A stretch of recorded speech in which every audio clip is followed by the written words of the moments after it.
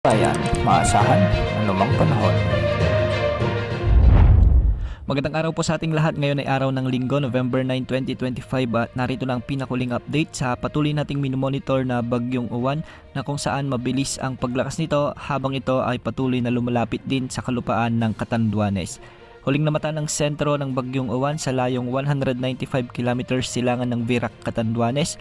Taglay na nito ngayon ang malakas na hangin na umaabot sa 175 kilometers per hour malapit sa gitna. Malapit na itong maging super typhoon at may pagbugsong umaabot sa 215 kilometers per hour. Sa ngayon, kumikilos ito ng pakanluran-hilagang kanluran sa bilis na 35 kilometers per hour.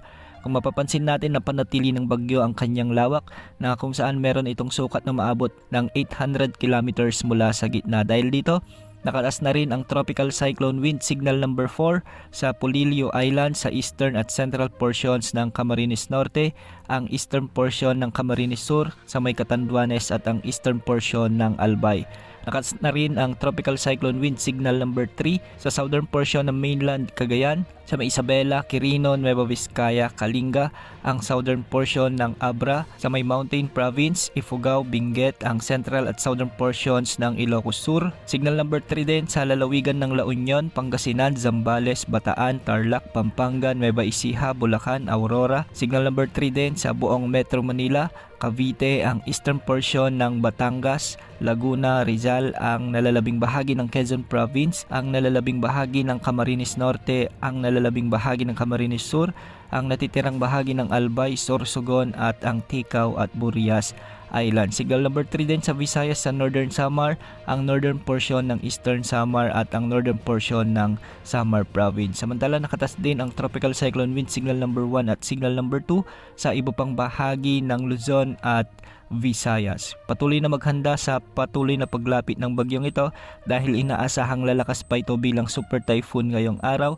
Kaya sa mga lugar na posibleng daanan ng bagyo, lalo na ang Catanduanes na posibleng unang makaranas ng masungit at bagsik ng bagyong ito, patuloy na maghanda at kung kailang mag-evacuate ay mag-evacuate na po kayo. Base sa latest forecast track ng Pag-asa, mapapanatili ng bagyo ang kanyang lakas bilang typhoon category hanggang mamayang tanghali at mamayang hapon. Posibleng maabot na nito ang kanyang peak intensity o super typhoon category habang patuloy din itong lumalapit sa kalupaan ng Quezon Province o sa may Aurora. Ngayong gabi inaasahang maglalandfall ang bagyong ito sa bahagi ng Aurora Province.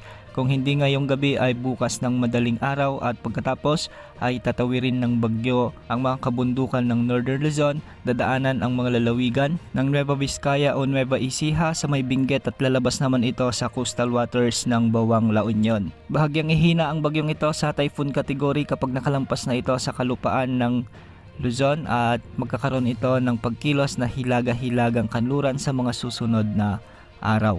Sa araw ng Lunes ay inaasahang mapapanatili ng bagyo ang kanyang lakas bilang typhoon category at sa araw ng Martes makakalabas na ito sa ating area of responsibility. Posible muli itong pumasok sa ating area of responsibility sa araw ng Huwebes kung saan magkakaroon ito ng recurve direction at tutumbukin naman ang bansang Taiwan. Kaya ngayong araw, makakaranas na ng masungit na panahon ang malaking bahagi ng ating bansa sa Metro Manila, Ilocos Region, Cordillera Administrative Region, Cagayan Valley, Central Luzon, Calabarzon, Bicol Region, Occidental Mindoro, Oriental Mindoro, Marinduque, Romblon, Biliran, Northern Samar, Samar Province at Eastern Samar. Dulot ito ng Typhoon Uwan. Samantala may mga pag-ulan na rin at pagbugso ng hangin sa Surigao del Norte, Surigao del Sur, Agusan del Norte, Dinagat Islands at ang nalalabing bahagi ng Visayas. Dulot pa rin ito ng Bagyong Uwan. Sa nalalabing bahagi ng bansa, asahan naman ang maulap na kalangitan na may mga kalat-kalat na pagulan at minsan ay thunderstorms. Patuloy na maghanda at maging alerto sa patuloy na paglapit ng bagyong